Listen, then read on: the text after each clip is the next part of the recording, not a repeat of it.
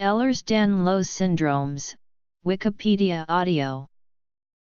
Ehlers-Danlos syndromes are a group of genetic connective tissue disorders.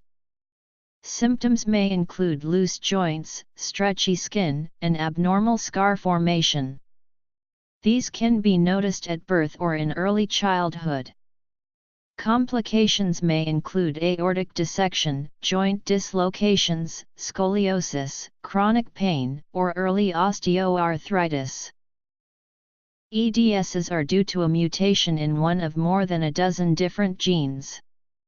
The specific gene affected determines the specific EDS. Some cases result from a new mutation occurring during early development, while others are inherited in an autosomal dominant or recessive manner. This results in defects in the structure or processing of collagen. The diagnosis may be confirmed with genetic testing or a skin biopsy. People may be misdiagnosed with hypochondriasis, depression, or chronic fatigue syndrome. There is no known cure. Treatment is supportive in nature. Physical therapy and bracing may help strengthen muscles and support joints. While some disorders result in a normal life expectancy, those that affect blood vessels generally result in a shorter life expectancy. Signs and symptoms. EDSs affect about 1 in 5,000 people globally. The prognosis depends on the specific disorder. Excess mobility was first described by Hippocrates in 400 BC. The syndromes are named after two physicians, Edvard Ehlers from Denmark and Henri Alexander Danlos from France, who described them at the turn of the 20th century. Signs vary widely based on the specific EDS the person has. In each case, however, the signs are ultimately due to faulty or reduced amounts of collagen. An EDS typically affects the joints, skin, and blood vessels. Following is a list of major signs and symptoms. Fibrous proteins, COL1A1, COL1A2, COL3A1, COL5A1, COL5A2, and TNXB, enzymes, ADAMTS2, PLOD1, B4GALT7, DSE, and D4ST1/CHST14. Because it is often undiagnosed or misdiagnosed in childhood, some instances of Ehlers-Danlos syndromes have been mischaracterized as child abuse. The pain associated with the disorders may be severe. Only some Ehlers-Danlos syndromes can be positively identified as tied to specific genetic variation. Mutations in the following genes can cause Ehlers-Danlos syndromes. Mutations in these genes usually alter the structure, production, or processing of collagen or proteins that interact with collagen. Collagen provides structure and strength to connective tissue. A defect in collagen can weaken connective tissue in the skin, bones, blood vessels, and organs, resulting in the features of the disorder. Inheritance patterns depend on the specific Ehlers-Danlos syndrome. Most forms of Ehlers-Danlos syndromes are inherited in an autosomal dominant pattern, which means only one of the two copies of the gene in question must be altered to cause a disorder. The minority are inherited in an autosomal recessive pattern, which means both copies of the gene must be altered for a person to be affected by a disorder. It can also be an individual mutation. Refer to the summary for each Ehlers-Danlos syndrome for a discussion of its inheritance pattern. A diagnosis can be made by an evaluation of medical history and clinical observation. The Baton criteria are widely used to assess the degree of joint hypermobility. DNA and biochemical studies can help identify affected individuals. Diagnostic tests include collagen gene mutation testing, collagen typing via skin biopsy, echocardiogram, and LYSYL hydroxylase or oxidase activity. However, these tests are not able to confirm all cases, especially in instances of an unmapped mutation, so clinical evaluation by a geneticist remains essential. If there are multiple affected individuals in a family, it may be possible to perform prenatal diagnosis using a DNA information technique known as a linkage study. There is poor knowledge about EDSs among practitioners. Musculoskeletal. As of 2017, 13 Ehlers-Danlos syndromes had been characterized, with a significant overlap in features. Hypermobile EDS characterized primarily by joint hypermobility affecting both large and small joints, which may lead to recurrent joint dislocations and subluxations. In general, people with this type have soft, smooth, and velvety skin with easy bruising and chronic pain of the muscles and/or bones. Classical EDS, associated with extremely elastic, smooth skin that is fragile and bruises easily, wide, atrophic scars, and joint hypermobility. Molluscoid pseudotumors and spheroids are also frequently seen. Hypotonia and delayed motor development may occur. Vascular EDS, characterized by thin, translucent skin that is extremely fragile and bruises easily. Arteries and certain organs such as the intestines and uterus are also fragile and prone to rupture. People with this type typically have short stature, thin scalp hair, and characteristic facial features including large eyes, a thin nose, and lobeless ears. Joint hypermobility is present, but generally confined to the small joints. Other common features include clubfoot, tendon and/or muscle rupture, acrogyria, early onset varicose veins, pneumothorax, recession of the gums, and a decreased amount of fat under the skin. Kyphoscoliosis EDS, associated with severe hypotonia at birth, delayed motor development, progressive scoliosis, and scleral fragility. Affected people may also have easy bruising, fragile arteries that are prone to rupture, unusually small corneas, and osteopenia.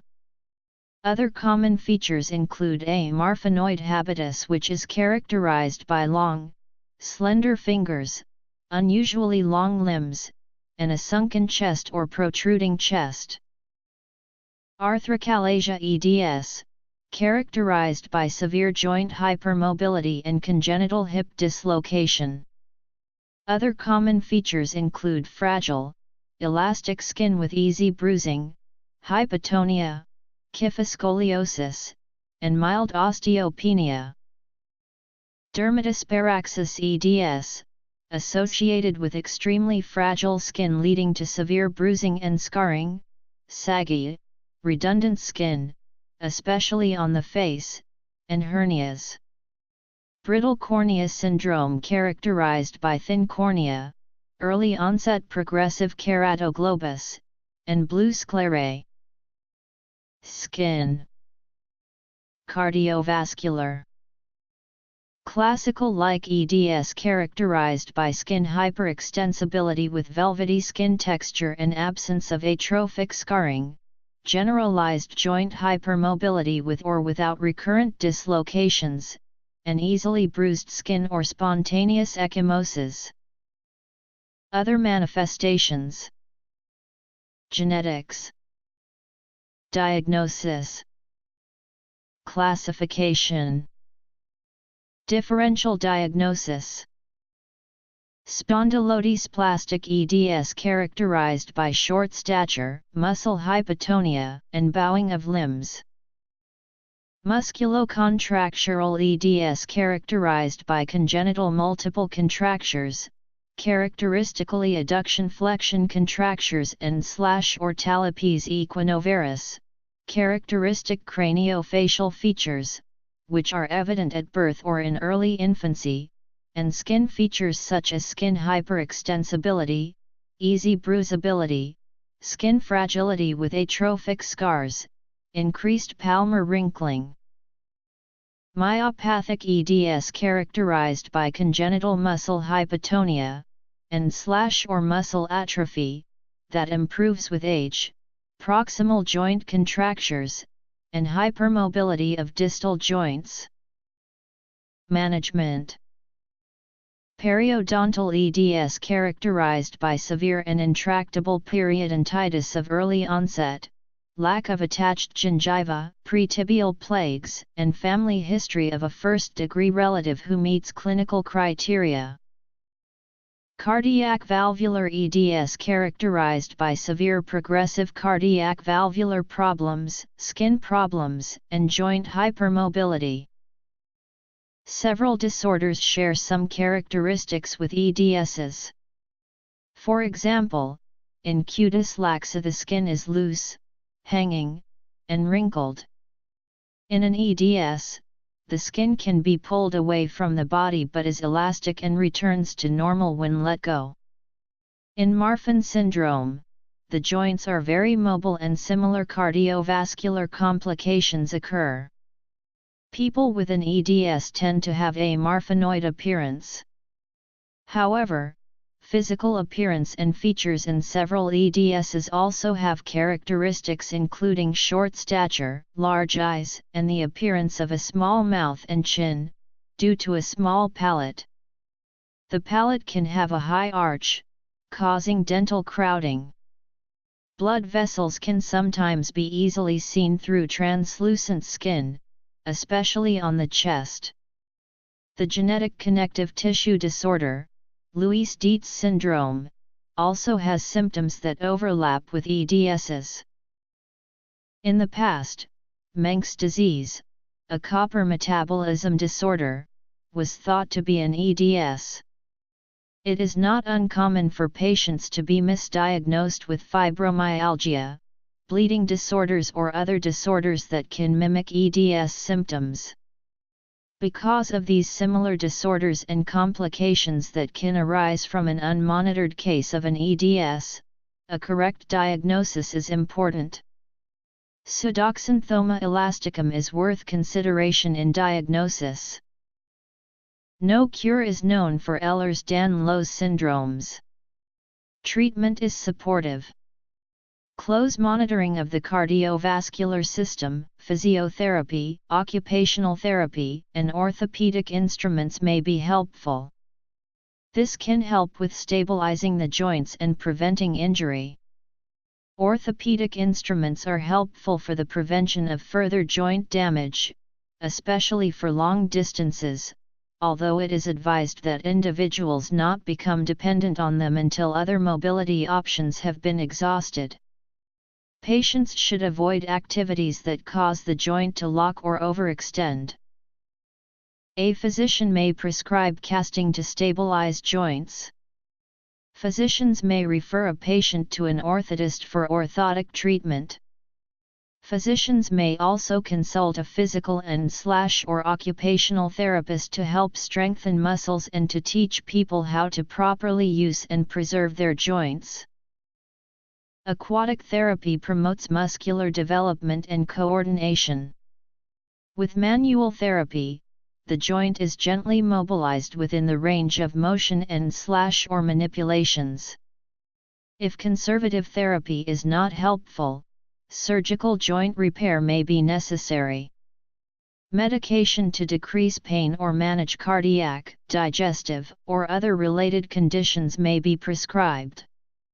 To decrease bruising and improve wound healing, some patients have responded to vitamin C. Special precautions are often taken by medical care workers because of the sheer amount of complications that tend to arise in EDS patients. In vascular EDS, signs of chest or abdominal pain are considered trauma situations. Surgery. In general, medical intervention is limited to symptomatic therapy. Before pregnancy, patients with an EDS should have genetic counseling and familiarize themselves with the risks to their own bodies that pregnancy poses. Children with an EDS should be provided with information about their disorders so they can understand why they should avoid contact sports and other physically stressful activities. Children should be taught that demonstrating the unusual positions they can maintain due to loose joints should not be done, as this may cause early degeneration of the joints. Emotional support and behavioral and psychological therapy can be useful. Support groups can be immensely helpful for patients dealing with major lifestyle changes and poor health. Family members, teachers, and friends should be informed about EDS so they can accept and assist the child. The instability of joints, leading to luxations and joint pain, often requires surgical intervention in people with an Ehlers-Danlos syndrome.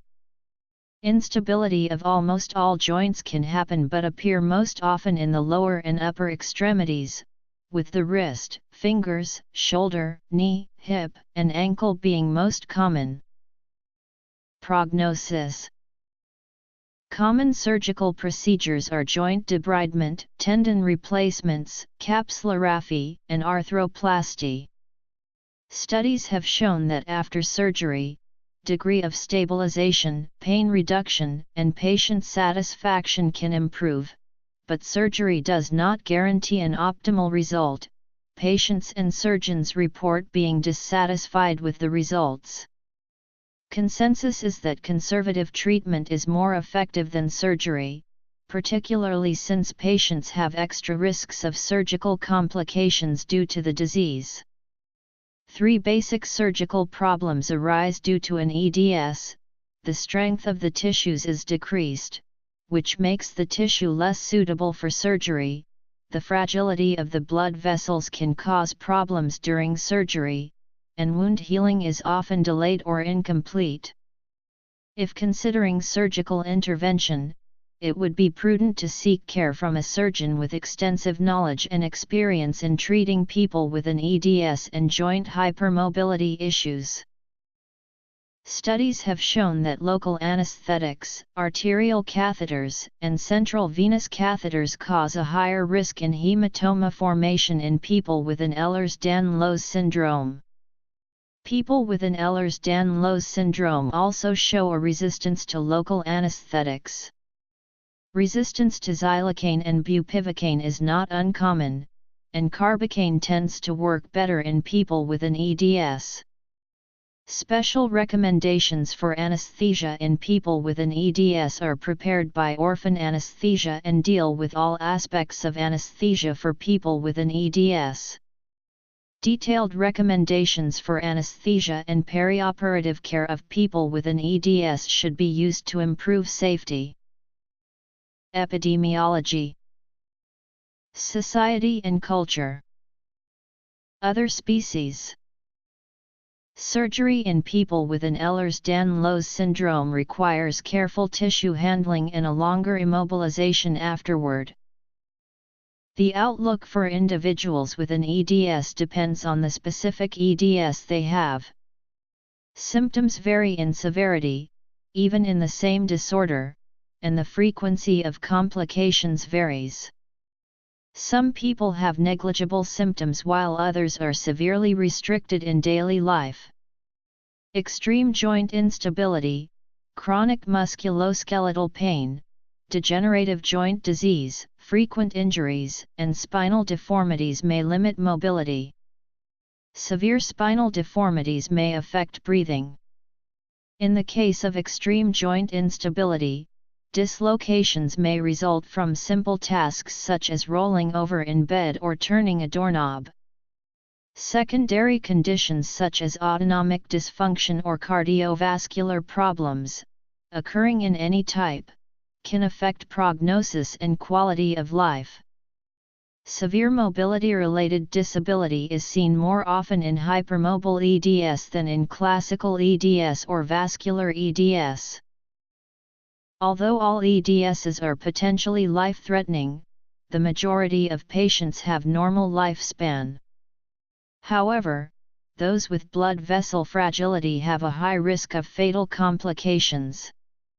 Arterial rupture is the most common cause of sudden death in AN.EDS. Spontaneous arterial rupture most often occurs in the second or third decade, but can occur at any time. The median life expectancy in the population with vascular EDS is 48 years. Ehlers-Danlos syndromes are inherited disorders estimated to occur in about 1 in 5,000 births worldwide. Initially, prevalence estimates ranged from 1 in 250,000 to 1 in 500,000 people, but these estimates were soon found to be too low as the disorders received further study and medical professionals became more adept at diagnosis. Ehlers-Danlos syndromes may be far more common than the currently accepted estimate due to the wide range of severities with which the disorder presents. The prevalence of the 13 disorders differs dramatically. The most commonly occurring is hypermobile EDS, followed by classical EDS. The other Ehlers-Danlos syndromes are very rare.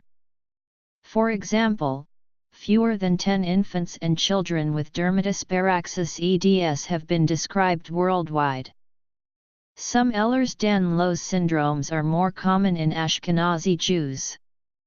For example, the chance of being a carrier for dermatitis sparaxis EDS is 1 in 248 in Ashkenazi Jews, whereas the prevalence of this mutation in the general population is 1 in 2,000. Ehlers-Danlos-like syndromes have been shown to be hereditary in Himalayan cats, some domestic short-hair cats, and in certain breeds of cattle. It is seen as a sporadic condition in domestic dogs. Degenerative suspensory ligament desmitis is a similar condition seen in many breeds of horses. It was originally notated in the Peruvian Paso and thought to be a condition of overwork and older age. However, the disease is being recognized in all age groups and all activity levels. It has even been noted in newborn foals. The latest research has led to the renaming of the disease as equine systemic proteoglycan accumulation, after the possible systemic and hereditary components being delineated by the University of Georgia. See also template congenital malformations and deformations of skin appendages, template phacomatoses, template pigmentation disorders, template DNA replication and repair deficiency disorder.